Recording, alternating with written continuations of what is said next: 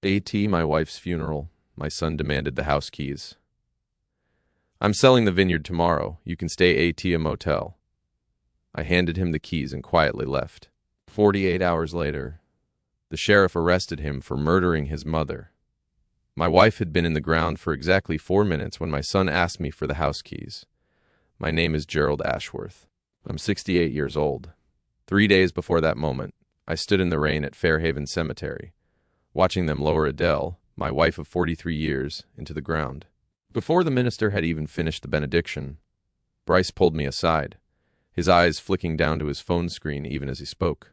"Dad, I need the house keys. The realtor's coming tomorrow morning to appraise the property. You can stay at the inn on Route 214 for now." This was the boy I taught to ride a bicycle down our own gravel driveway, to throw a curveball in the side yard, to knot a necktie in front of the hallway mirror the morning of his high school graduation, standing there in a suit that likely cost more than my truck, telling me to pack a bag and leave the house where his mother had died 6 days earlier. I didn't argue. I didn't cry. I reached into my coat, pulled out my keys, and held them out to him. He looked surprised. He'd been braced for a fight. Instead, I simply handed him exactly what he'd asked for. "You're okay with this?" he asked. "What choice do I have, son?" I kept my voice tired, defeated. "You're right. Your mother would want us to be practical about it." He took the keys, already texting someone, Sabrina, probably, the real estate agent he'd been seeing for the better part of a year, the one who'd been asking pointed questions about our property since roughly their second date. "Thanks, Dad," he said. "We'll split everything 50-50, exactly like Mom would have wanted." I watched him walk back toward the mourners gathered under the tent. Then I looked at Adele's casket one last time. The white lilies she'd have hated. She always said lilies smelled like a dentist's waiting room, already wilting in the rain. I'd known her since we were 21. We built everything together, every last acre of it. The vineyard, the winery, the whole life our son apparently believed he could sell off like a used sedan. "I'm sorry, love," I whispered, "but I need you to be patient with me a little while longer. I want to go back and tell you about the night it actually happened, because I've only referenced it in passing so far, and it deserves to be told whole." It was a Tuesday, just past 2 in the morning, when the knock came.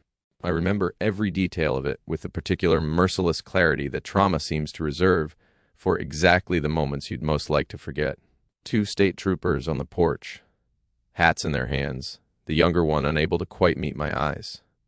I knew, before either of them said a single word, from the simple fact of 2 uniforms standing on my porch at that hour, that whatever they'd come to tell me was going to break something in my life that wasn't going to go back together the same way. "Mr. Ashworth," the older trooper said, "is your wife Adele Ashworth?" I said yes. I remember my own voice sounding strange to me, coming from somewhere outside my own body. "Sir, there's been an accident on Route 214. I'm very sorry to tell you your wife didn't survive." I don't remember much of the next several hours in any coherent order. I remember calling Bryce and getting his voicemail and leaving a message I can no longer fully recall the wording of. I remember driving to the scene myself, against the trooper's explicit advice, and standing at the edge of a guardrail, looking down at a stretch of hillside where Adele's car had gone through and rolled twice before coming to rest against a stand of Douglas fir. I remember a paramedic, kind enough to lie to me a little, telling me it would have been fast, though I understand now, with everything I've since learned about brake failure at speed on a mountain curve, that fast is a considerably more complicated word than it sounds. I didn't sleep at all that first night, or the one after it. I sat at our kitchen table with the lights off, going over and over the last conversation we'd actually had, an ordinary one, about whether to replant a small block that had underperformed the previous 2 harvests, about whether her sister was coming for Thanksgiving. Nothing that felt, in the moment, like it needed to be treasured. Everything, in retrospect, that I would give almost anything to have back. I should tell you a little more about that sister, because she became, in the year that followed, someone I leaned on more than I expected to. Adele's sister, Josephine, lives 2 states away, in Idaho, and the 2 of them talked on the phone most Sundays for as long as I'd known either of them. Josephine drove out the day after the accident and stayed for 3 full weeks, handling things I genuinely don't know how I'd have managed alone. The obituary, the flowers, the endless stream of casserole dishes that needed to be returned to their rightful owners eventually, all the small, unglamorous logistics of death that nobody warns you about until you're standing in the middle of them. She was also, I should say plainly, deeply skeptical of Bryce from the very beginning, in a way that occasionally created tension between her and Adele over the years. That boy takes and takes, and never once turns around to see what it costs anybody, she told me once, years before any of this happened, at a Christmas gathering where Bryce had shown up 4 hours late and left before dessert. Adele had defended him, gently, the way mothers generally do. I'd stayed quiet, the way I generally did about anything touching our son. I called Josephine myself, the day the guilty verdict came back, before I called almost anyone else. She didn't say I told you so. She simply said, "I'm so sorry it turned out to be true." And then she cried on the phone with me, for the better. Part of 20 minutes, two people mourning the same woman from two very different angles of the same grief. She comes out twice a year now, for graduation and for harvest. And she's become something like an honorary aunt to the students, the kind of visitor who remembers every single one of their names by the second day, and asks pointed, genuinely interested follow-up questions about their lives that most casual visitors never think to ask. Bryce arrived from Seattle the following afternoon. He hugged me at the door, and I remember, even then, some part of me noticing that his eyes kept drifting toward the house behind me, cataloging it, the way you might size up a room before making an offer on it. I told myself I was imagining things. I told myself grief does strange things to a person's perception, makes them suspicious of the people who love them most, right when they need those people most completely. I was not imagining things. I understand that now. The 5 days between Adele's death and her funeral were, in their own way, almost as difficult as anything that came after. I had to choose a casket. I had to write an obituary that couldn't possibly hold the size of a person I'd known for 47 years in the handful of column inches the newspaper allotted. I had to field condolence calls from half the valley, people who'd known Adele for decades, people whose voices cracked before mine ever did. Bryce handled almost none of it.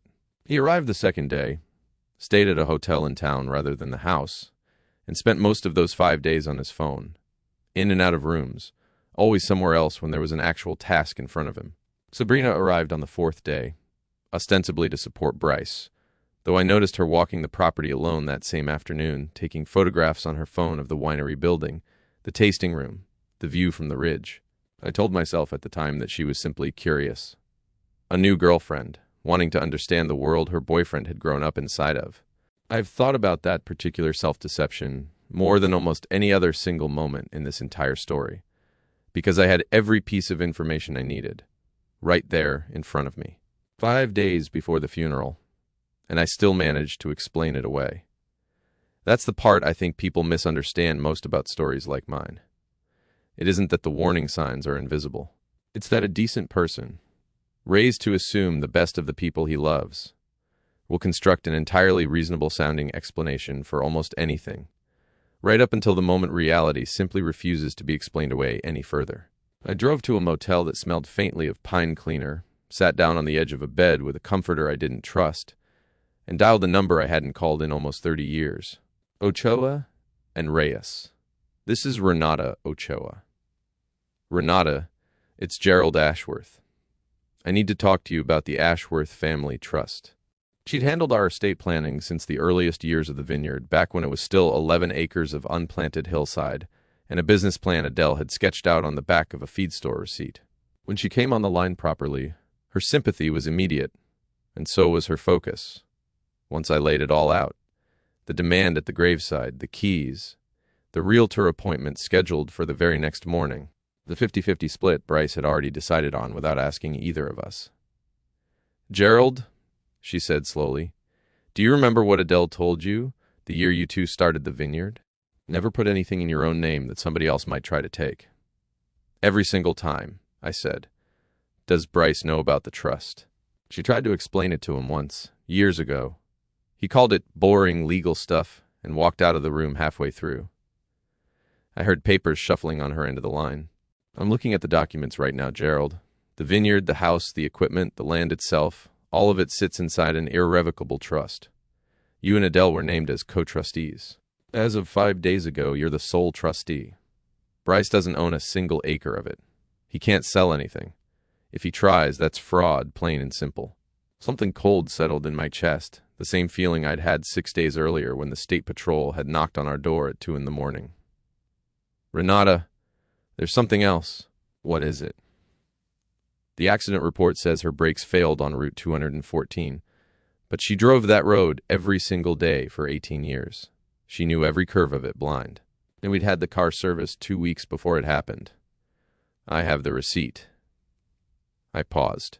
3 days before she died, she told me she thought somebody had been in the garage, that her car door was standing open when she was certain she'd locked it.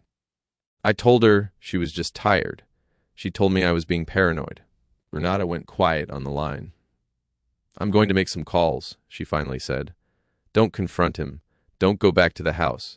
Give me 48 hours, Gerald.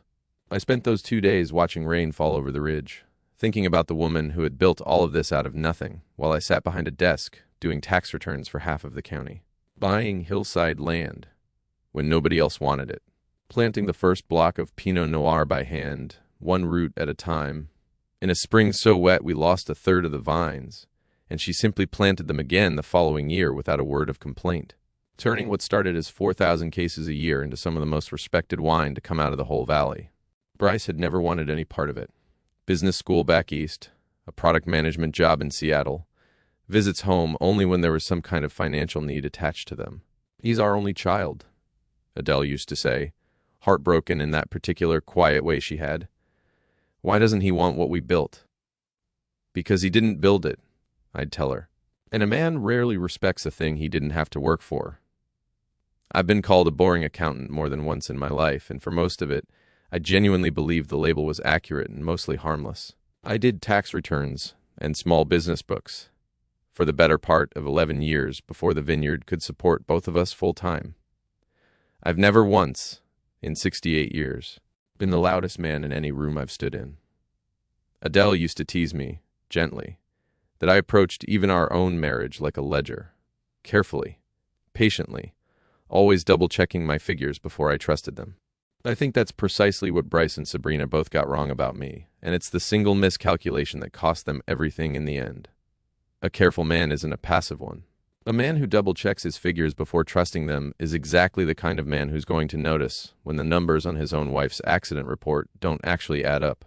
Loud men get underestimated for being loud. Quiet men get underestimated for being quiet. Both mistakes, it turns out, can be equally fatal to the person making them. Sitting alone in that motel room, I found myself wondering, for the first time, whether she'd actually known exactly what our son was capable of, long before either of us ever said it out loud to each other. I think I owe you a fuller account of the marriage itself before I go further into what came after, because 43 years doesn't compress well into a handful of sentences about a will in a courtroom. I met Adele Kowalczyk at a county fair. In the summer, we were both 21, she working a lemonade stand for her uncle's produce stand, and me freshly graduated with an accounting degree I wasn't yet sure what to do with. She had dirt under her fingernails and an opinion about everything, and she told me, on our very first actual date, that she intended to own land of her own before she turned 30, whether or not any particular man ever came along to help her do it. I found that considerably more attractive than I probably should have admitted to her at the time. We married 4 years later, in her family's backyard, under a tent her father had borrowed from the Grange Hall. We didn't have money for a honeymoon, so we spent our first week of marriage clearing brush off 11 acres of hillside neither of us could really afford, land nobody else wanted because the soil was too rocky and the slope too steep for row crops. Adele had read somewhere that difficult ground sometimes made the best wine grapes, precisely because the vines had to struggle for what they needed, and she decided, on the strength of that single article and her own considerable stubbornness, that we were going to become winemakers. I kept my accounting job in town for the first 11 years, doing the Vineyard's books at night and on weekends, while Adele did essentially everything else with her own 2 hands, clearing, planting, pruning, learning fermentation out of library books, and from an old Italian winemaker, 2 properties over who took a shine to her persistence and taught her things he'd never bothered teaching his own sons. I remember the year we lost a third of our first planting to a late frost, and I came home from the accounting firm to find her sitting on the porch steps in the dark, not crying. just sitting there very still, working out in her head exactly how many replacement vines we could afford, and exactly how many seasons it would set us back. By the time I sat down next to her, she already had a plan. She always already had a plan. That was Adele. Grief and disaster never seemed to knock her flat the way they do most people. She simply absorbed the blow, took an evening or two to feel it fully, and then got up the next morning with a plan already half formed. I used to tell people, only half joking, that I married the calmest person I'd ever met and the most stubborn one in the same body, and that the two traits together were considerably more powerful than either one alone would have been. I should tell you a little about where Adele came from, because I think it explains something essential about how she approached the entire second half of her life. Her own parents had lost their small dairy farm in Wisconsin during a downturn in the late 1960s, forced into foreclosure by a bank that had, in her father's telling, strung them along with promises right up until the very last possible moment. Adele was 12 when the auction happened, old enough to remember every detail of it. The strangers walking through their barn, pricing equipment her father had maintained for 20 years, her mother standing very still on the porch the entire day, not crying, just watching. I think that day shaped Adele more than almost anything else in her life, including me. She told me once, fairly early in our marriage, that she'd promised herself, standing in that barnyard at 12 years old, that she would never again build something without also building a wall around it strong enough that nobody could simply walk in one day and take it away. The trust wasn't paranoia, not really, not in her mind. It was a 12-year-old's promise to herself, finally kept, decades later, by a grown woman who'd never once forgotten the particular sound of an auctioneer's voice moving through her own father's barn. I've thought about that a great deal since Bryce's trial. My son assumed, right up until the moment the handcuffs went on, that his mother's caution around money was simply an old woman's eccentricity, something to be managed and worked around, rather than genuinely understood. He never asked her why she was so careful. If he had, even once, I believe she'd have told him the whole story, the same way she eventually told it to me, and perhaps something in him might have landed differently hearing it. Perhaps not. I'll never know, and there's no particular use in torturing myself indefinitely over a question with no answer available to it. I remember the day we actually signed the trust documents, in those very early years, more clearly than I remember most days from that entire decade. Adele had researched irrevocable trusts for the better part of 6 months before she ever brought Renata into it, reading everything she could find at the county library, filling a spiral notebook with questions she wanted answered before she'd commit either of us to anything permanent. I resisted it mildly at the time, not because I distrusted the concept, but because it felt, to a younger version of myself, faintly morbid, planning, in such explicit detail, for a future where either of us might not be around, or worse, where one of us might need protecting from someone we loved. Adele was patient with my resistance, the way she was patient with most things, but she didn't budge an inch on the substance of it. "This isn't about distrust, Gerald," she told me, sitting across from Renata's desk that afternoon. 11 acres and a half-built dream, still mostly in front of us rather than behind.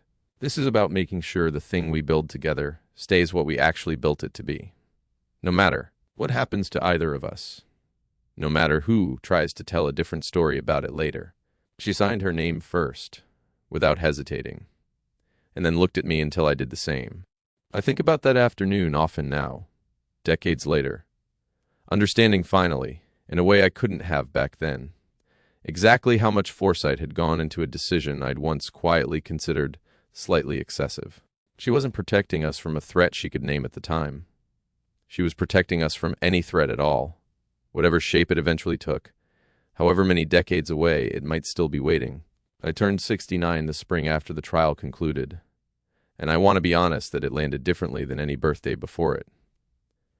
Adele and I had always talked, in the vague, comfortable way long-married couples do, about what our later years might look like, slowing down gradually, handing more of the daily operations to whoever eventually took over, traveling somewhere neither of us had been while we still had the knees for it.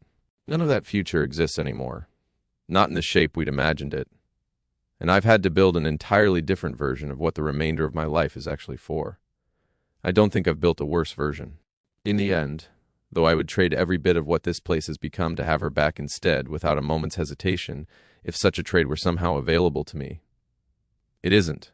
So I've done what she would have done in my position, which is simply get up the next morning with a plan already half-formed, even when the plan itself was never one either of us would have chosen freely.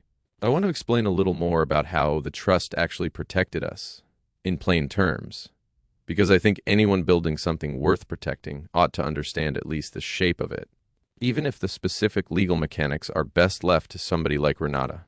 An irrevocable trust, once properly funded, means the property inside it no longer belongs to you personally in the eyes of the law. It belongs to the trust itself, administered by a trustee, according to rules set down when the trust was created. Adele and I were co-trustees while we were both alive, which meant either of us could manage the property day to day, but neither of us could simply hand it to somebody outside the trust's terms without the other's consent. Once one of us died, the surviving spouse became sole trustee, exactly as Renata explained to me on that first call. Bryce was never named as a beneficiary of the property itself, only of the trust's income, and eventually of a portion of its principal, structured to distribute gradually over years rather than arrive all at once. He couldn't sell what he'd never owned. He couldn't borrow against equity that legally belonged to a trust instead of to him. I've since learned, talking to other Vineyard families in the years since, that this kind of structure is considerably more common in agricultural succession planning than most people realize, precisely because land like ours takes generations to build and can be lost, foolishly, in a single bad decision made by someone who never had to earn it in the first place. I'd encourage anyone reading this who owns something worth protecting to have exactly this conversation with an attorney, long before there's any specific person or specific worry attached to the question. Adele didn't build that trust because she suspected Bryce specifically, not at first. She built it because she understood, at 12 years old in a Wisconsin barnyard, that anything worth building is also worth protecting properly, regardless of who might eventually threaten it. Adele had a handful of sayings she repeated often enough, over 4 decades, that I still hear them in her voice sometimes, unprompted, in the middle of an ordinary afternoon. Difficult ground makes the best fruit was the one she used for absolutely everything, not just the actual vines, a hard season at the bank, a difficult employee, a rough patch in our own marriage during the lean years before the winery turned its first real profit. She'd say it, and then she'd simply get back to work, trusting the saying more than she trusted any amount of worrying about the difficulty itself. The other one, the one I've thought about most since the trial, was simpler still. Build it right the first time, and you won't spend the rest of your life defending it. I used to think she meant that literally, about construction, about the winery building itself, which she genuinely did oversee down to the last support beam. I understand now she meant it about nearly everything: a marriage, a family, a legacy, the specific, patient work of making something solid enough that it doesn't require constant, exhausting vigilance to keep standing. I think I finally understood what she meant, completely, standing in a courtroom watching 12 strangers agree, unanimously, that the walls she'd quietly built around everything we loved had held exactly as long and exactly as strong as she'd always intended them to. The wine industry itself is a smaller world than most outsiders assume, and word of what happened to Adele traveled through it fast. In the particular quiet way bad news, moves between people who've spent decades competing amicably against each other at the same handful of regional competitions every year. I received, over those 6 months, more than 40 handwritten notes from other vineyard owners across the valley and beyond, several of whom Adele had personally mentored when they were first starting out, back when she was one of only a handful of women running her own operation in the entire region. One note, from a winemaker 2 hours south, who Adele had spent an entire weekend once teaching how to manage a stuck fermentation over the phone. Read simply, "She saved my first vintage, and never once asked for anything in return, except that I do the same for somebody else someday. I intend to keep that promise. I'm so sorry you're the one who has to carry what happened to her." I framed that note. It hangs in the tasting room now, alongside a handful of others, a small, quiet testament to exactly how far Adele's patient generosity had actually traveled, well beyond anything either of us had ever kept track of at the time. I've spent a great deal of time since trying to understand how a boy I raised, who I genuinely believe I loved well, ended up capable of what he did? I don't have a clean answer. I'm not sure there is one, but I can tell you the things I've turned over in my own mind, on nights when sleep wasn't coming regardless. Bryce was never a cruel child. That's the part people find hardest to believe once they know the whole story. He was, if anything, a somewhat anxious one. A boy who worried openly about disappointing us, about grades, about whether he'd measure up to a mother who seemed, to him, to succeed effortlessly at absolutely everything she tried. I think, looking back, that Adele's very competence, the thing I loved most about her, may have landed differently on our son than it ever did on me. I fell in love with a woman who could do anything she set her mind to. Bryce grew up standing in the shadow of a woman who could do anything she set her mind to, and I don't believe those are remotely the same experience. He left for business school the fall he turned 18 and rarely looked back. Not out of malice, I don't think, but out of something closer to relief. Relief at finally being somewhere his last name didn't automatically attach him to acres of vines and a reputation he'd never asked for and never particularly wanted. I understood that at the time. I still understand it, even now. Plenty of children build entirely different lives than the ones their parents built, and there's nothing wrong with that, nothing at all. What I didn't see, and what I've had a great deal of time to sit with since, is the exact moment resentment quietly took root somewhere underneath that relief. I don't know if it was watching us make a success of something he'd walked away from. I don't know if it was Sabrina, specifically, finding him at a moment when his own career had stalled out and his own bank account had grown thin, and offering him a story about deserving more than he'd been given, rather than more than he'd earned. I suspect it was some combination of both, feeding on each other over months, the way two small fires can eventually combine into something neither could have become alone. None of that explains what he did. Nothing explains what he did. And I've stopped looking for an explanation that would actually satisfy me, because I don't believe one exists. But I no longer think of him as a monster who simply appeared out of nowhere on the day of his mother's funeral. I think of him as a man who let something small and understandable curdle, slowly, over years, into something none of us ever should have let get that far. I drove to Renata's office in person on the morning of the third day, once the 48 hours she'd asked for had run out. Her building sat 2 streets back from the courthouse, a converted Victorian with a wraparound porch that had somehow survived being turned into professional offices without losing its character entirely. She met me at the door herself, which she rarely did for anyone, and led me back to a conference room where a thick folder already sat waiting on the table, tabbed and organized the way only a woman who'd spent 30 years anticipating exactly this kind of morning could have managed on such short notice. "Before we file anything," she said, "I need you to understand something about how the next several months are going to go. Once we move on the injunction, Bryce is going to know we're watching.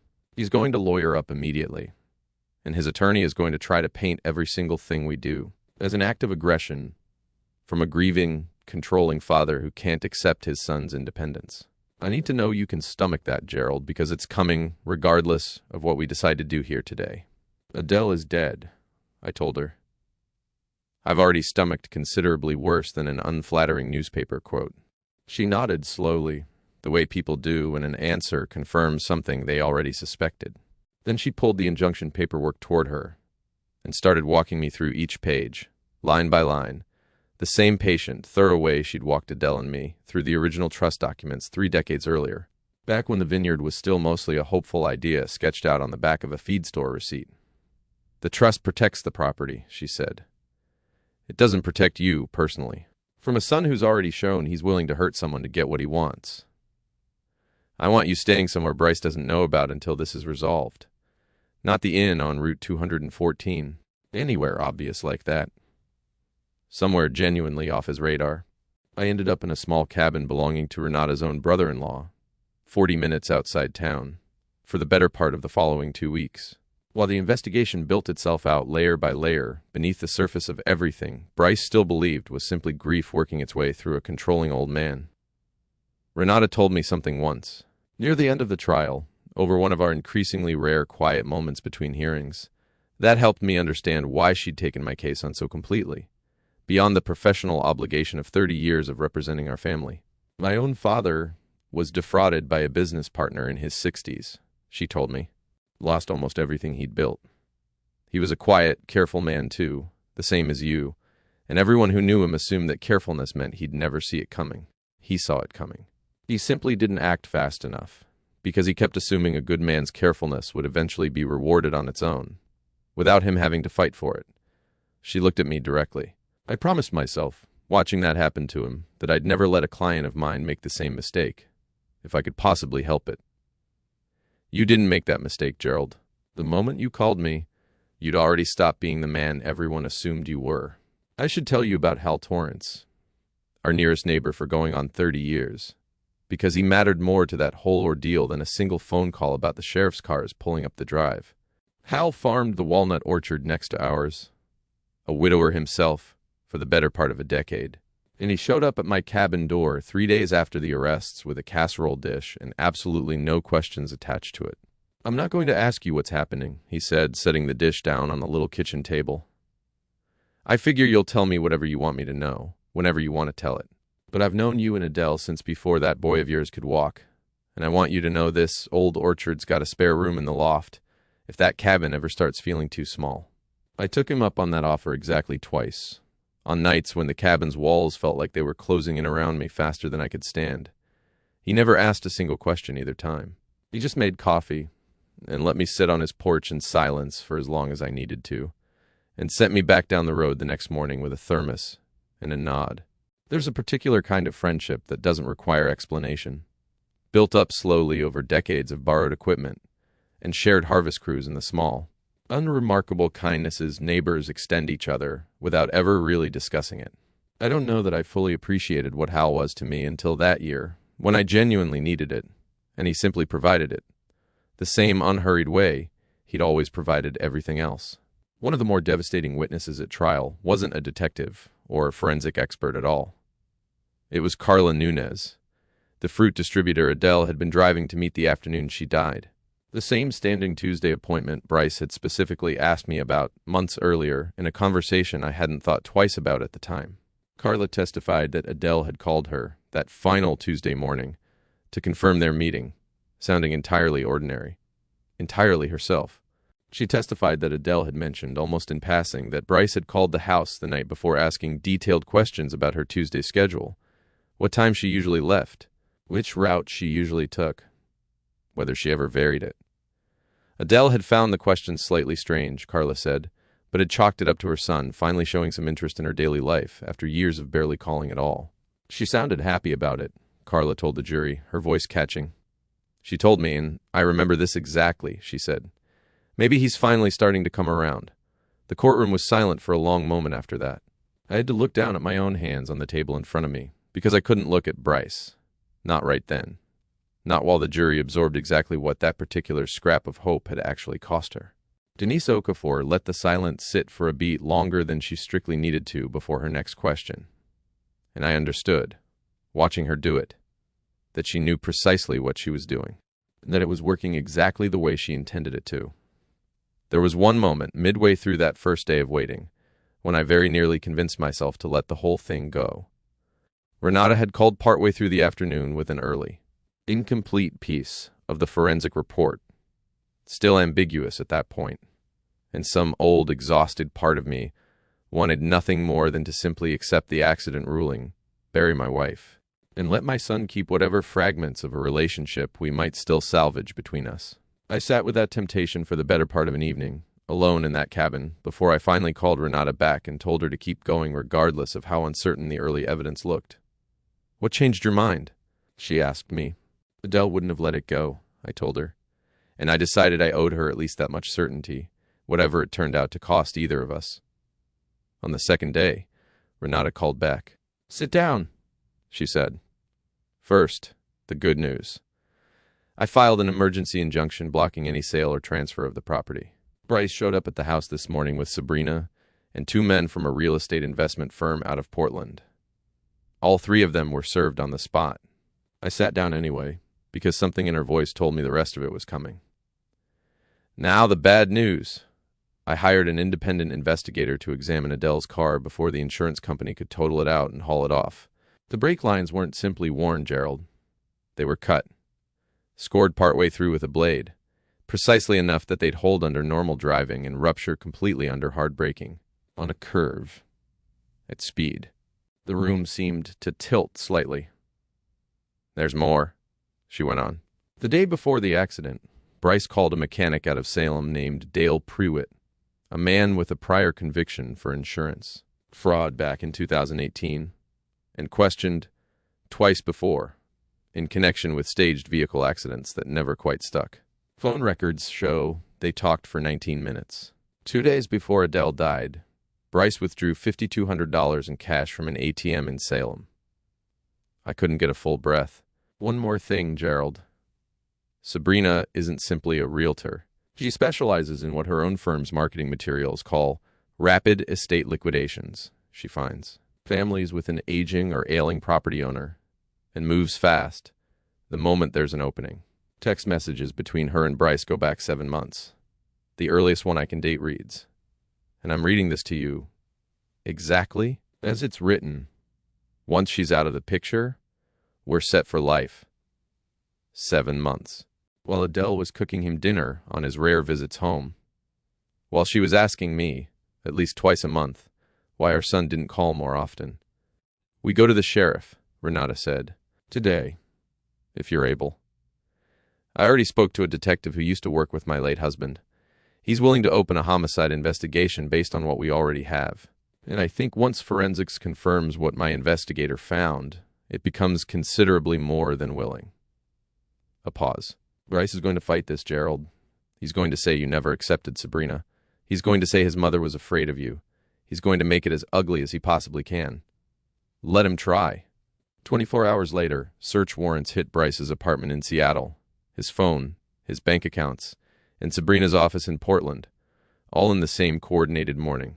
Dale Prewitt broke on the second day of questioning, facing accessory to murder charges of his own, and confessed to all of it.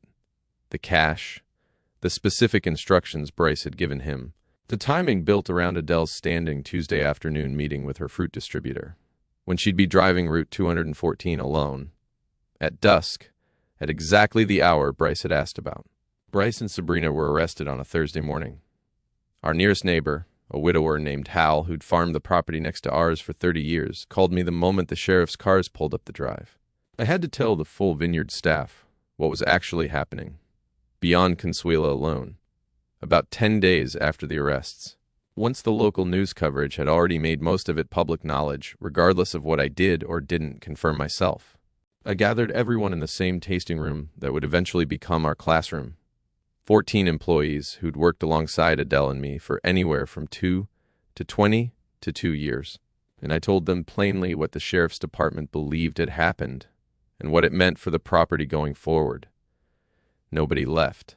I want to say that clearly because I genuinely expected some of them might, given the uncertainty, given the ugliness of what was coming in the press.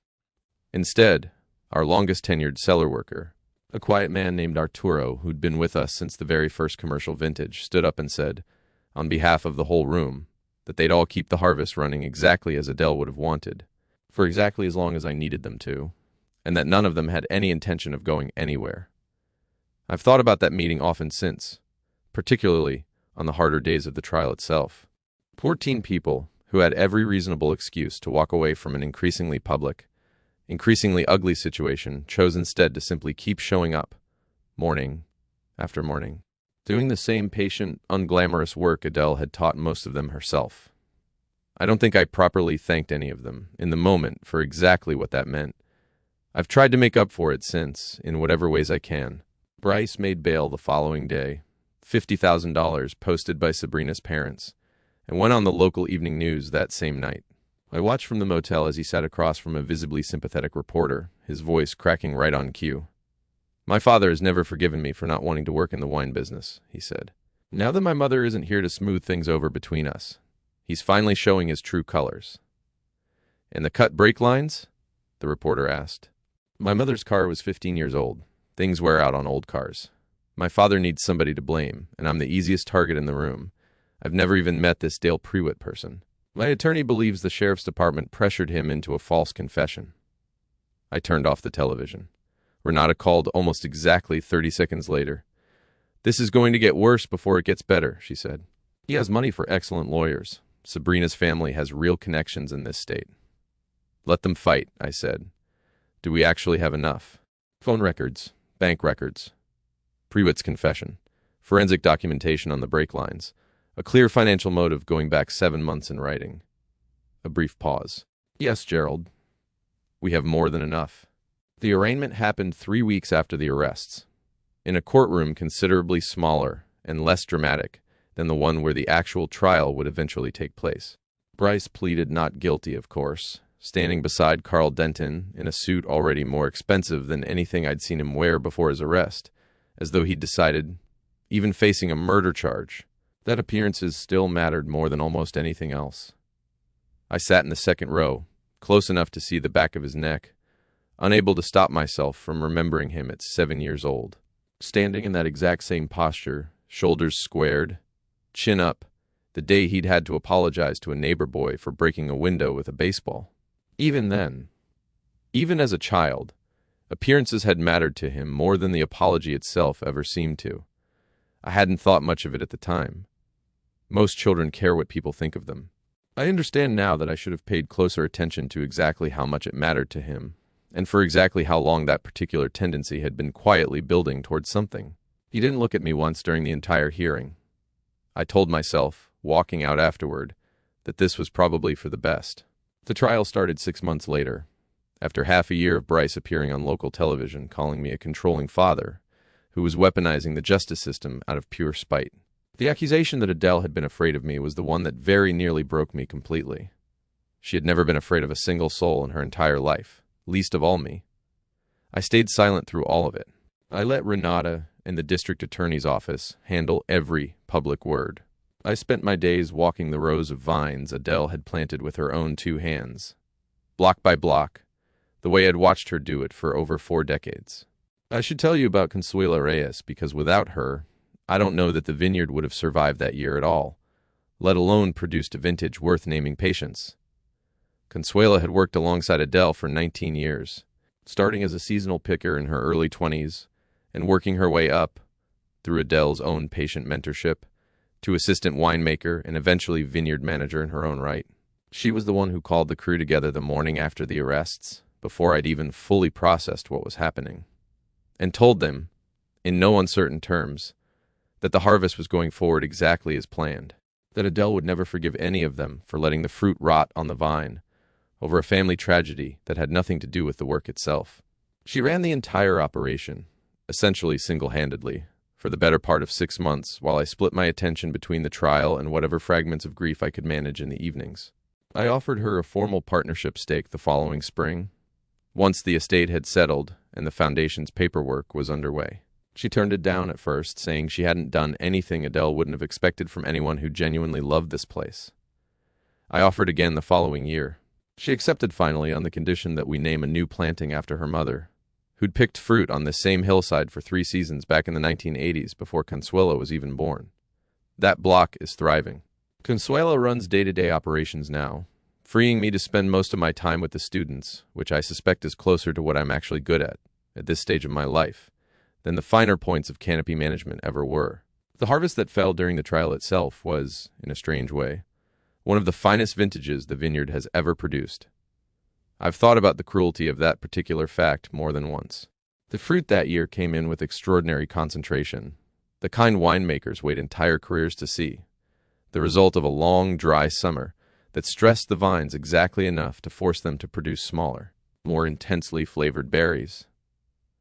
Adele would have loved that harvest. She'd have walked the rows every single morning during ripening, testing sugar levels obsessively, calling every winemaker she knew within 100 miles to compare notes. I did all of that instead.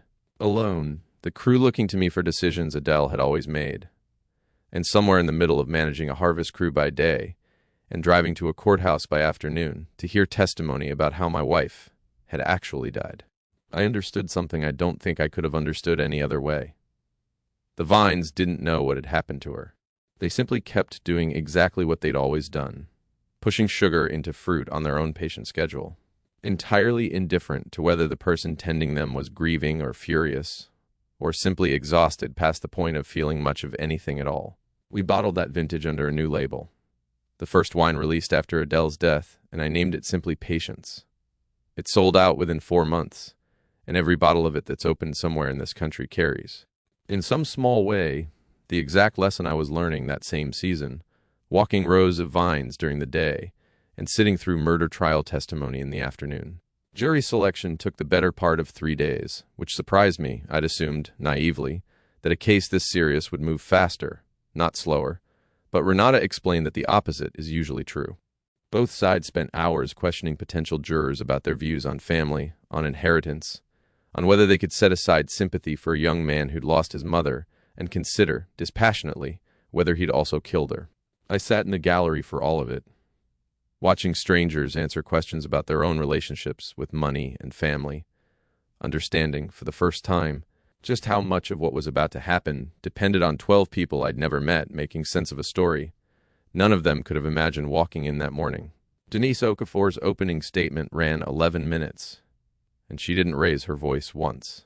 She laid out the timeline in plain, unadorned language, the trust, the demand at the graveside, the calls to Prewitt, the cash withdrawal, the text messages, and closed by saying only this: "The evidence in this case will not ask you to imagine what happened.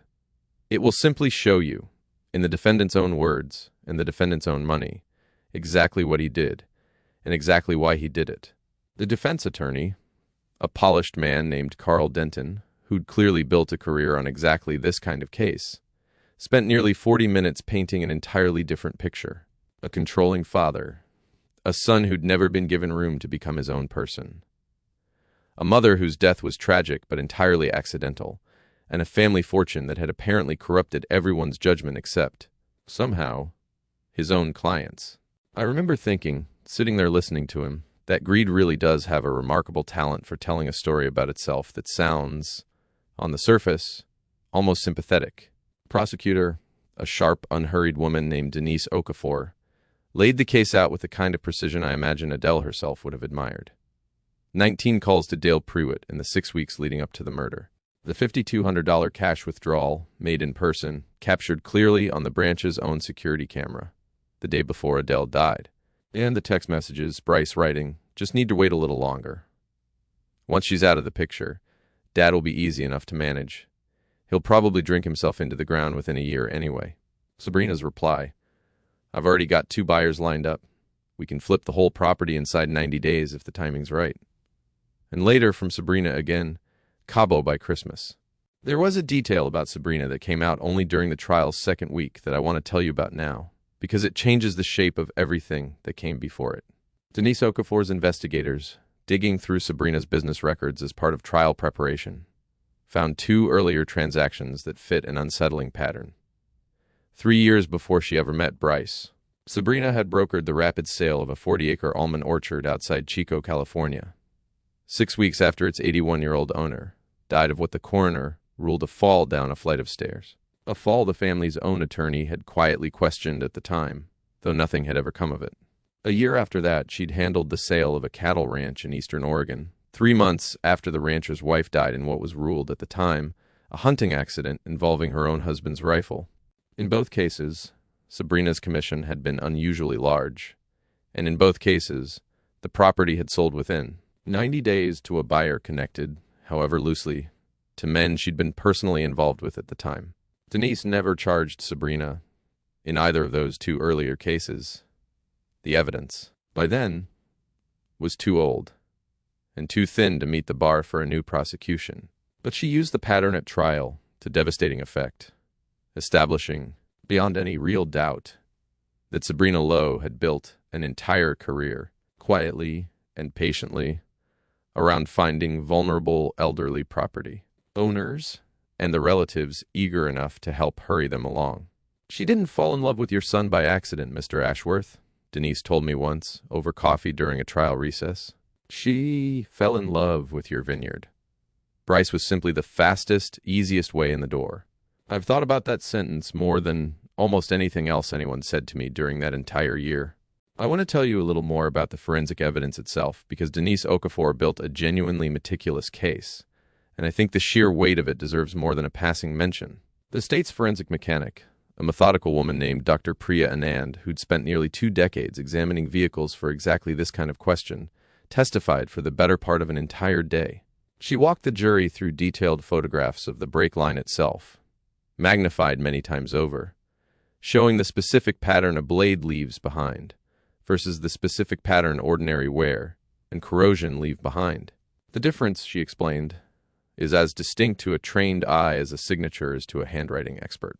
She testified that the cut had been made with enough precision to suggest real automotive knowledge, not a random act of sabotage by someone simply guessing at what might work.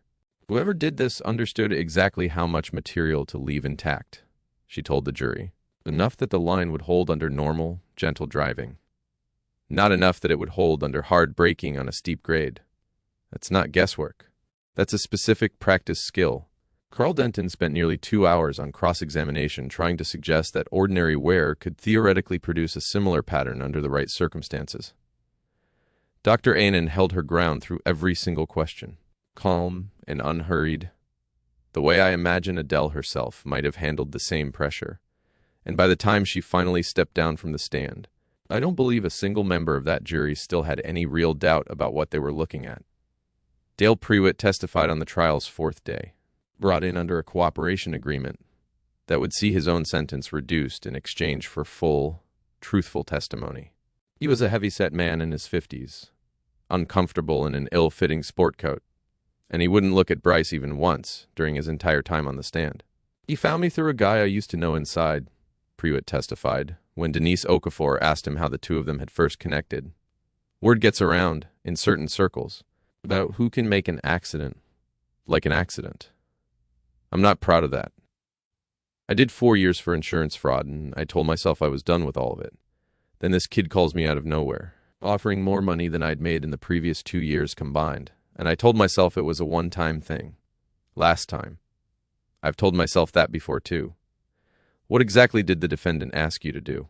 Denise asked. He wanted it to look like a brake failure.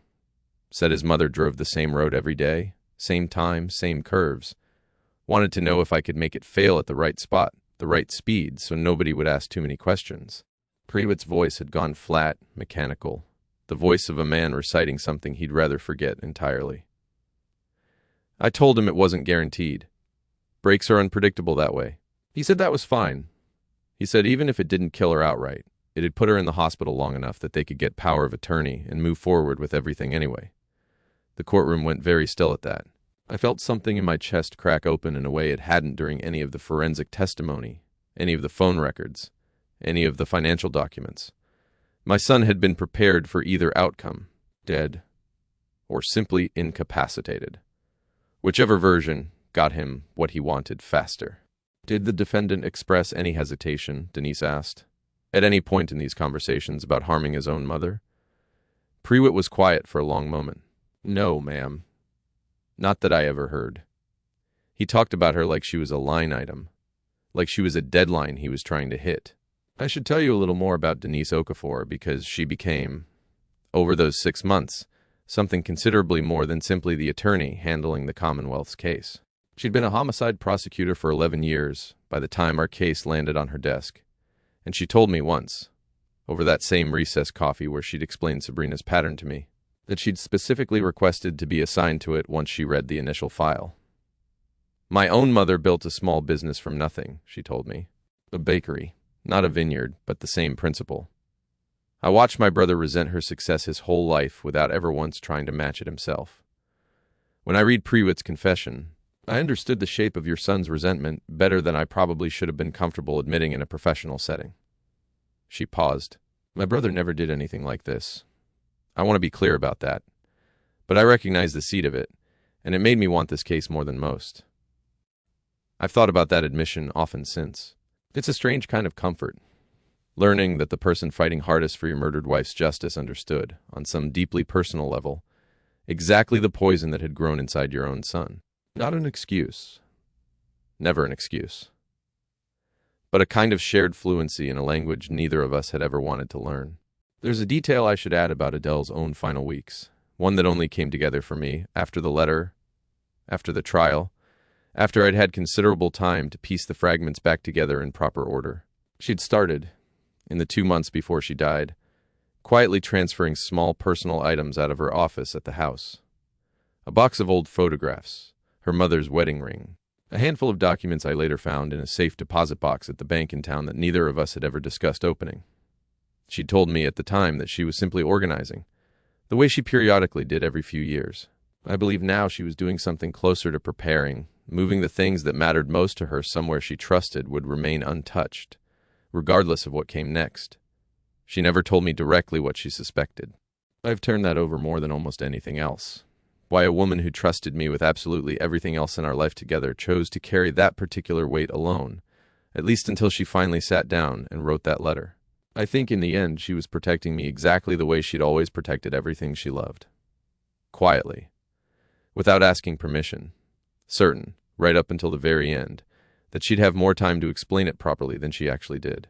The defense called the messages context-free fragments, called Prewitt a career liar protecting his own skin, called me a wealthy, controlling man who had manipulated an entire county sheriff's department into persecuting his own grieving son.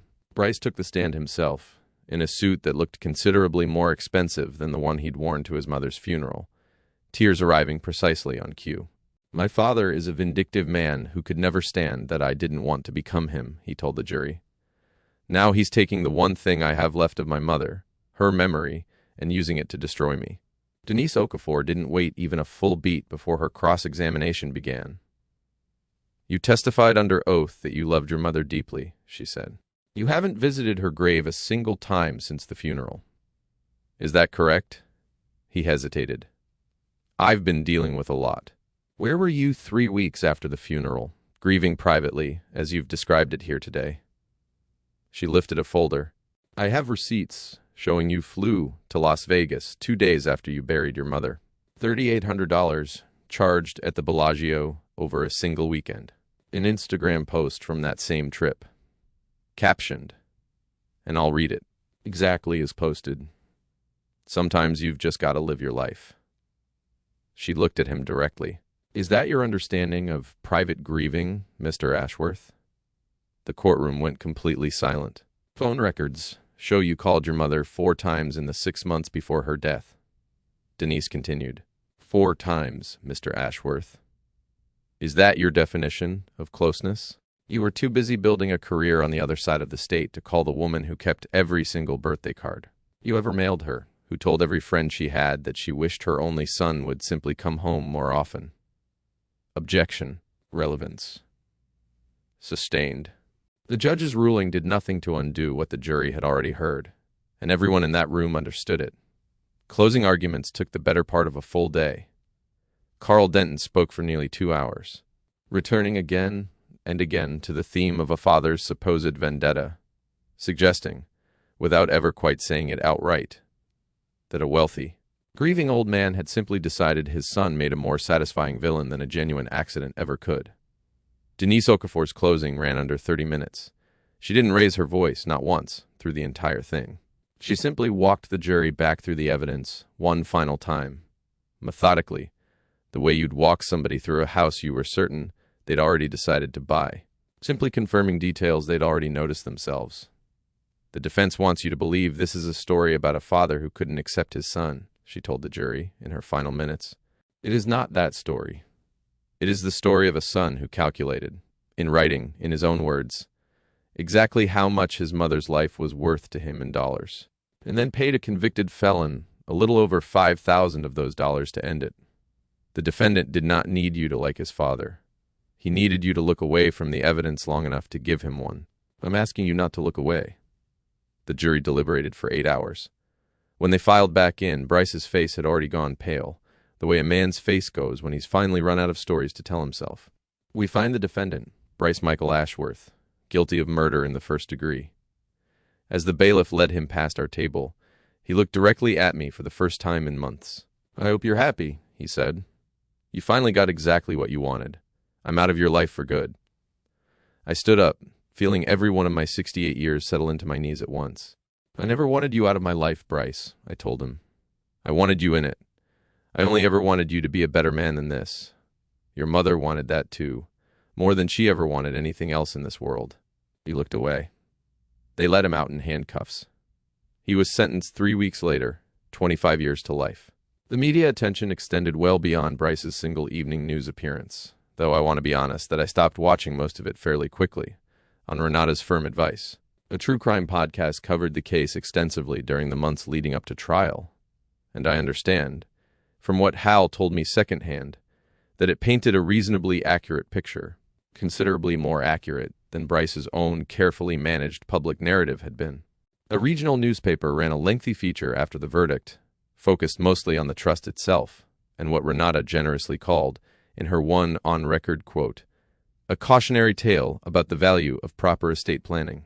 However unromantic that planning might feel at the time it's actually done. I gave exactly one interview myself to a local paper after the sentencing. I kept it short. I said only that I hoped anyone reading it who had an uneasy feeling about a family member's intentions would trust that feeling enough to ask a lawyer a few careful questions, long before they ever needed to ask a detective any at all. Sabrina's own plea negotiation happened largely outside my view, handled between her attorneys and Denise Okafor's office. Over several weeks, I mostly spent trying not to think about it. She ultimately pled guilty to second-degree murder and conspiracy, in exchange for her full testimony against Bryce and a sentence considerably shorter than his own.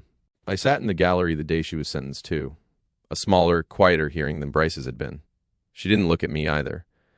I don't believe she looked at anyone in that room the entire time, except her own attorney. 15 years. She'll be in her mid-40s when she's released, her real estate license permanently revoked, her name permanently searchable alongside a story she apparently believed. At some point, was worth risking everything for. I saw Denise Okafor exactly once after the sentencing concluded, purely by chance, at a restaurant in town nearly a year later. She was there with her own family, and she came over to our table briefly, mostly to ask how the foundation was progressing, having apparently followed its early planning through Renata secondhand. I prosecute a great many cases that never get any kind of resolution that feels like justice, she told me, standing beside our table for just a few minutes before her own family called her back. Even convictions rarely feel like enough, weighed against what was actually lost. Yours is one of the very few where I've watched something genuinely good grow directly out of something genuinely terrible. And I wanted you to know that it's stayed with me, in a profession that doesn't always leave much room for that kind of thing to stay with a person. I told her that Adele would have liked her enormously, which is, from me, close to the highest compliment I know how to give anyone.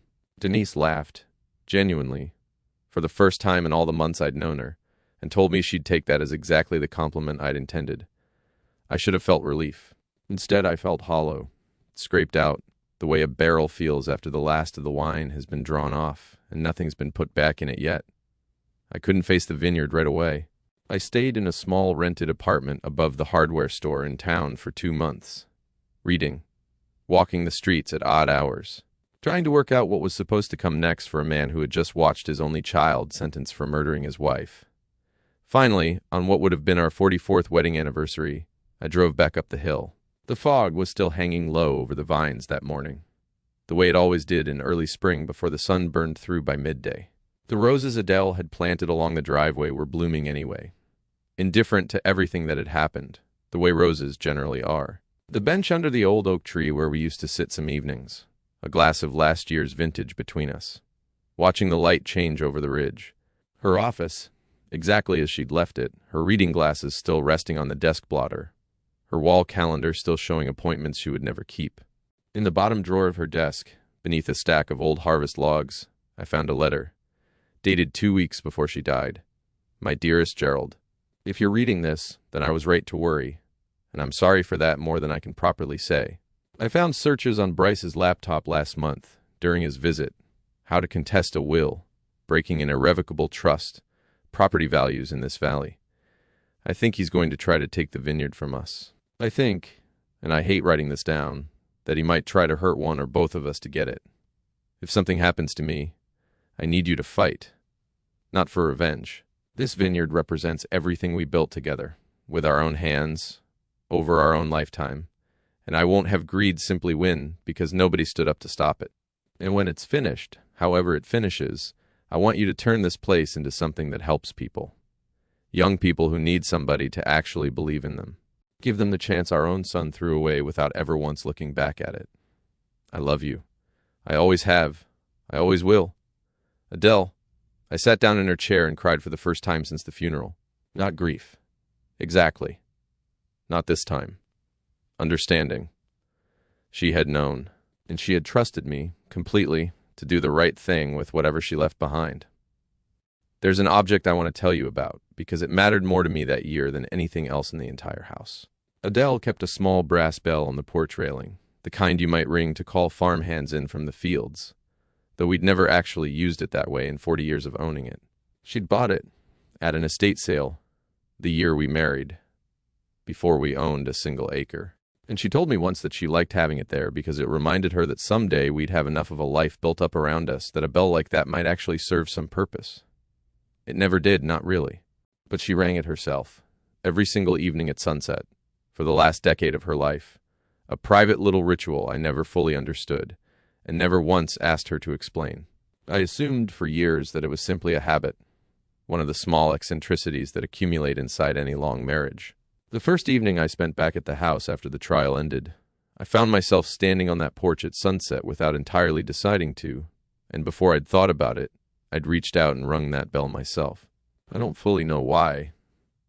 It felt, in the moment, like the only language available to me that could hold the size of what I was feeling. I've rung it every evening since. Our students have started doing it too, without my ever asking them to. A small daily ritual that's somehow become part of the property's actual rhythm, the way a bell that never had a practical purpose can still, over enough years, become load-bearing, in ways nobody quite planned for. I want to be honest that none of this settled into something clean or resolved, the way it might sound, laid out in order like this. There were entire weeks that first year, when I couldn't walk past the garage without my chest tightening, without seeing, uninvited, an image of some stranger crouched beside Adele's car in the dark, working with the same patient, methodical focus my own son had apparently arranged and paid for. I saw a grief counselor in town, a quiet, unhurried woman named Patricia Alvarez, twice a month for the better part of 2 years. She told me early on, something I've held on to since, that most people expect grief and rage to take turns, one subsiding before the other arrives, and that almost nobody's experience actually works that way. You're going to feel devastated and furious in the very same breath, sometimes for years, she told me. That's not a malfunction. That's simply the size of what happened to you. Bryce said, in that first television interview, that I'd probably drink myself into the ground within a year of losing Adele. I think about that particular prediction sometimes, mostly because of how casually cruel it was, tossed off as an aside meant to make me sound pathetic to a sympathetic audience. I want to tell you honestly that there were a handful of nights, early on, when I came closer to that prediction than I'm entirely comfortable admitting. A man who spent 40 years around wine professionally has no shortage of easy access to exactly the kind of numbing he might reach for in genuine crisis. I didn't drink myself into the ground, but I'm not going to pretend the thought never crossed my mind, more than once, in that motel room, in that borrowed cabin, in the empty house I couldn't bring myself to enter for 2 full months. What actually kept me from it, more than any particular willpower of my own, was the knowledge that Adele had spent her whole life building something that deserved a clear-headed steward. Not a grieving man drowning himself in the very product their marriage had built together. I owed her better than that. I still do. Every single day I choose to stay sober enough to walk those rows properly.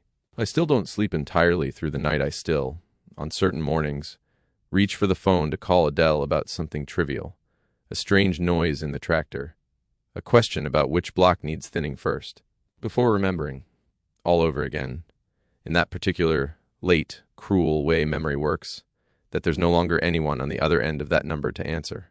But there are mornings now, considerably more of them than there used to be, when I wake in that same house we built together and feel, before I feel anything else, simply grateful to still be standing in it.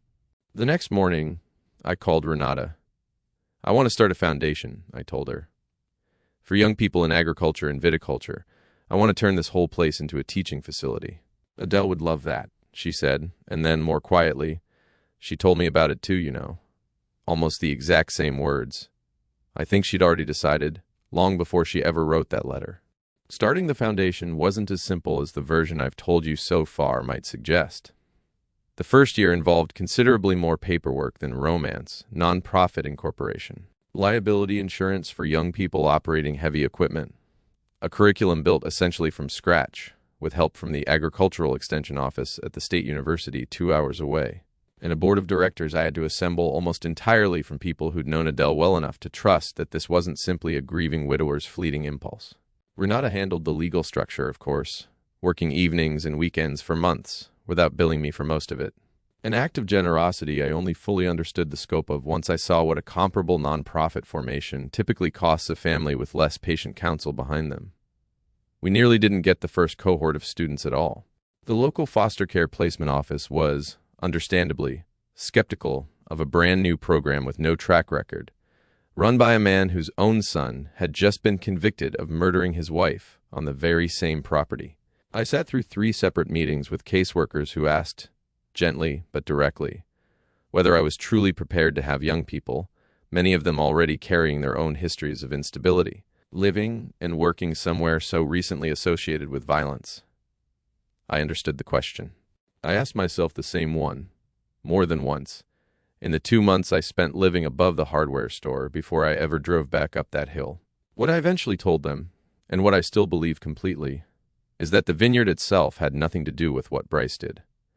Adele built something beautiful out of difficult, rocky ground that everybody else had written off as worthless. I intended to keep doing exactly that, just with young people instead of vines. They approved us for a small pilot cohort of 6 students that first year. We've grown to 20% every year since. We called it the Adele Ashworth Center for Agricultural Education. Every year, 20 students, many of them foster youth, kids coming up out of genuinely hard circumstances, come live and work the property for a full growing season, learning soil science, fermentation chemistry, business management, the whole trade from the ground up, exactly the way Adele herself had once learned it, mostly by trial and considerable error, with nobody standing over her shoulder to catch her when she made a mistake.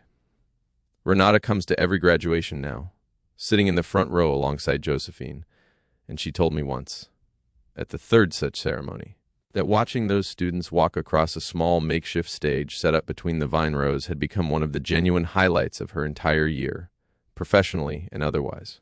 I've spent 30 years writing documents meant to protect things people built, she told me. I don't often get to watch what protecting those things actually makes possible, years down the line. Most of my work ends the day the paperwork's signed. This is different. I think that's exactly right, though I don't know that I could have articulated it as clearly as she did. The trust protected the Vineyard. The Vineyard protected became something that could protect other people in turn. Young people who'd never had anyone build a wall around anything on their behalf, who arrive here each year not entirely believing at first that something this solid could possibly be meant for them too. At every graduation, I read them Adele's letter. The part about greed. The part about building something beautiful and lasting instead. Most of them cry. All of them seem to understand, in a way I don't think words alone could ever fully teach a person, exactly what it means to be handed a genuine second chance by somebody who didn't have to give them one. Let me tell you about one particular student, because I think it captures better than anything else what this place has become. Her name is Marisol, 19 years old when she arrived. The 2nd year of the program, having aged out of the foster system in Fresno with a duffel bag and a caseworker's business card and not much else to speak of. She'd never touched a grapevine in her life. She was, by her own later admission, mostly interested in the free room and board, and the small stipend the program provides, and she made no particular secret of that fact during her first several weeks on the property. Something shifted around the middle of that first summer, during the long, hot stretch of viraison, when the grapes begin changing color, and the whole crew works dawn to dusk monitoring sugar levels and canopy management. I found her out in Block 4 one evening, well past quitting time, simply standing among the vines, running her fingers along a cluster of nearly ripe fruit. "I've never grown anything before," she told me, without my asking. "Nothing's ever depended on me before. Not like this." She graduated the program 2 years later, with a certificate in enology and a job offer from a respected winery 40 miles north. And she still calls me every harvest to talk through whatever decisions she's wrestling with that particular season, the same way I imagine a daughter might call a father, if I'd been given one instead of a son. I think about Marisol, often, standing in that block at dusk, discovering for the first time in her young life that something could actually depend on her showing up for it day after day, without fail. I think it's the closest thing to exactly what Adele meant in that letter. The part about giving young people the chance our own son threw away. Let me tell you what an ordinary day looks like now, most months of the year, because I think it says more about what this place has become than any single dramatic scene from the trial ever could. I'm up before dawn, same as I always was, same as Adele always was before me. Consuela and I walk the rows together most mornings, checking for pests, checking soil moisture, discussing whatever block needs attention that particular week. The students arrive at the equipment shed by 7, in whatever combination of enthusiasm and exhaustion 19-year-olds tend to arrive anywhere, and we spend the mornings on fieldwork, pruning in winter, canopy management in summer, harvest logistics in fall, and the afternoons in the classroom Adele's old tasting room has become working through soil chemistry, fermentation science, the business fundamentals of running an agricultural operation that actually survives its first decade, which considerably fewer of them do than most people outside the industry ever realize. Evenings are unstructured, mostly, though I still ring that bell at sunset, and most evenings, at least a few students drift out onto the porch to sit with me while I do it. Not saying much, simply watching the light change over the ridge, the way Adele and I used to. I want to tell you about a second student too, a young man named Desmond, because his story looked nothing like Marisol's, and taught me something different about what this program can actually do. Desmond arrived furious. Not sullen, not withdrawn, actively, openly furious, at the system that had bounced him through 6 different foster placements before he turned 16, at a biological father he'd never met, at a world that had, in his own words during our very first conversation, never once given me a single thing without expecting something back I couldn't afford to pay. He fought with the other students constantly during his first month. He fought with me twice. What changed things, as best as I can identify it, wasn't any single conversation or breakthrough moment. It was pruning season, 6 weeks into his time here, when I paired him with Consuela for 2 straight weeks of one-on-one instruction on proper cane selection, a task that requires real patience, real attention to a single vine's specific history and structure. No shortcuts available, no matter how frustrated you get with the process. Consuela told me later that Desmond asked her, somewhere in the second week, why she bothered explaining things so carefully to somebody who'd probably just quit the program anyway, the way he'd quit or been removed from nearly everything else in his young life. Because this vine doesn't care about your history, she told him. It only cares whether you show up for it today, and whether you show up for it again tomorrow. That's the whole of what it's asking from you. He's completing his 2nd year with us now, quieter than he arrived, though not by much, and considerably more likely to finish an argument by working it out over a full day in the vineyard than by simply walking away from it entirely. I don't know what becomes of every student who passes through here. I know that Desmond at least learned something about consistency that 6 different foster placements had never managed to teach him, and I know Adele would have loved watching it happen almost as much as I did. Every October now, we host what the students have started calling Harvest Day, though I understand it began, in a much smaller form, as something Adele and I simply did privately for years before anyone else ever got involved.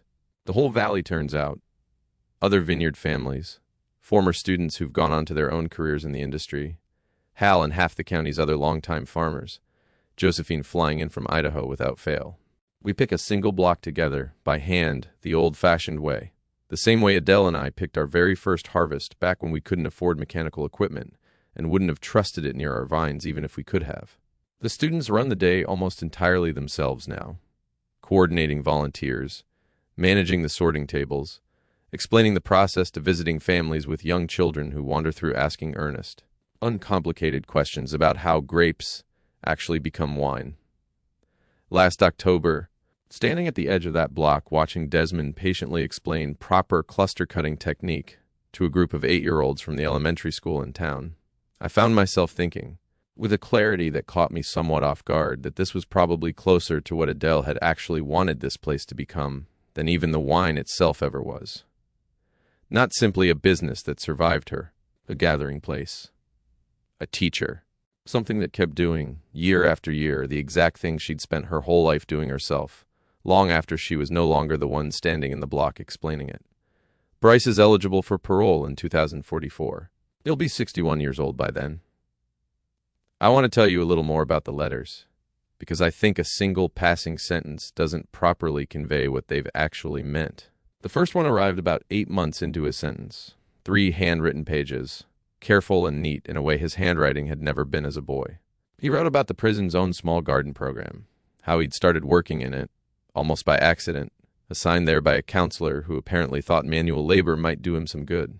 He wrote that pulling weeds in that garden was the first time since his arrest that his mind had gone quiet, and that somewhere in the middle of that quiet, he'd finally let himself think, really think, about what he'd actually done, rather than about how unfair his own consequences felt.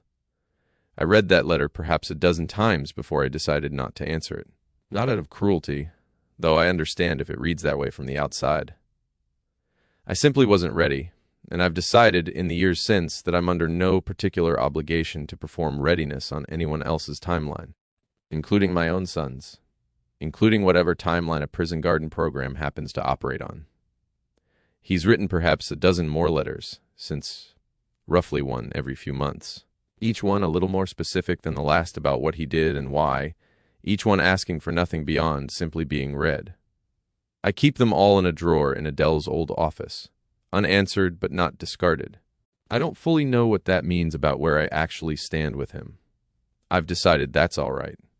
Not every open question in a life needs to be resolved on any particular deadline, least of all this one. I don't write back. Not yet. Maybe someday I will. I haven't ruled it out. I've simply decided I'm not obligated to rush toward it on anybody's schedule but my own. I don't know how many more harvests I have left in me, in the most literal sense. 69 is not young, whatever certain magazines aimed at retirees might try to suggest otherwise. But I've made arrangements, with Renata's careful help, ensuring the foundation continues regardless of what eventually happens to me. A proper board, a succession plan for leadership, an endowment structured to outlast any single person's involvement, including my own.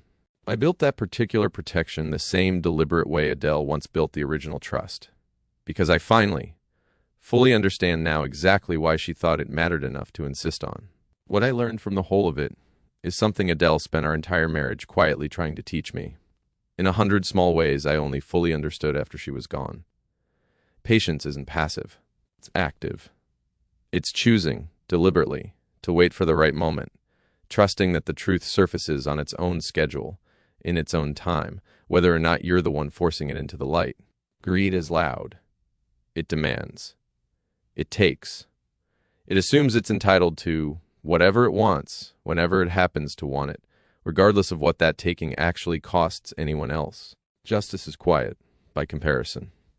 It watches. It gathers what it needs, piece by piece, without announcing itself. It waits for exactly the right moment. And when it finally does speak, it speaks with a voice that simply cannot be talked over or argued away. We released a second vintage under the Patience label 3 years after the first. This one from the very block Desmond had learned to prune during his first difficult season with us.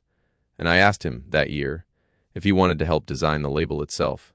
He drew a simple line illustration of the old brass bell on the porch railing. Rendered so precisely, I recognized every detail of it immediately, down to the small dent near its rim that's been there since before I ever met Adele. He told me he'd been studying it every evening at sunset for months, without ever mentioning why. That bottle sits in my own kitchen now, unopened, waiting for a day I haven't quite decided on yet. Some finish lines, I've learned, don't need to be crossed immediately just because you've finally identified where they are. I think back sometimes to that exact moment at the cemetery, the rain, the yellow roses wilting, my son's hand already out for the keys before the dirt had even properly settled over his mother's grave. I didn't know, standing there, soaked through and grieving and somehow still calm enough to simply hand him what he'd asked for, that I was about to spend the better part of 2 years learning things about my own family, my own wife, and my own capacity for patience that I don't believe I could have learned any other way. I know it now. I think in some strange, complicated way, I owe both my wife and my son for that particular terrible education, though only one of them would ever recognize the debt described that way, and I'm no longer entirely certain that debt is even the right word for what either of them actually left me. My son killed his own mother for money he never once understood, and property he could never have rightfully owned. He underestimated a father he'd always assumed was nothing more than a boring old accountant. He never knew that boring old accountant had been watching and planning and waiting. And he never once suspected that his own mother had seen exactly what he was long before any of the rest of us ever did. Every spring, when the new growth starts to bud out along the trellis wire, I walk the rows with our students and tell them about Adele, about her patience, about how she turned a stretch of unwanted hillside into something that will genuinely outlast every one of us standing there listening. And I tell them the single lesson she taught me best of all. The people who truly win in this life aren't the ones who grab the most of it while they can. They're the ones who build something actually worth keeping.